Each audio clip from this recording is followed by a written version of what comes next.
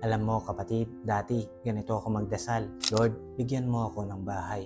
Lord, bigyan mo ako ng magandang trabaho. Lord, bigyan mo ako ng ganito, ng ganyan. Sana po Lord, makatapos ako ng pag-aaral. Tama naman na ipanalangin ang mga pangangailangan natin araw-araw, lalo na pagkain, kalusugan at kaligtasan.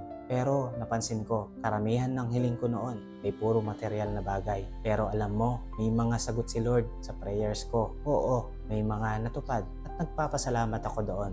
Pero hindi sobra, hindi rin kulang, tama lang. Yung tipong sapat na para sa akin. Doon ko na-realize, iba pala ang iniisip natin sa iniisip ng Diyos para sa atin. Ang gusto natin, malaki, marangya, sagana. Pero ang binibigay niya, yung sapat lang. Kasi alam niya kung ano ang makakabuti para sa atin. Sabi sa Isaiah chapter 55 verse 8, sinabi ng Panginoon, ang aking kaisipan ay hindi katulad ng inyong kaisipan at ang aking kapamaraanan ay hindi katulad ng inyong kapamaraanan. Pahayag ng Panginoon. Kaya kapatid, huwag mong isipin na kulang ang binibigay ng Diyos. Tandaan mo, ang sapat mula sa Kanya ay laging mas mabuti kaysa sa sobra na galing sa mundo. Kasi ang plano niya, laging para sa ikabubuti mo. Salamat po, Panginoon. Naway pagpalain mo po ang nanonood ng video na ito. God bless po.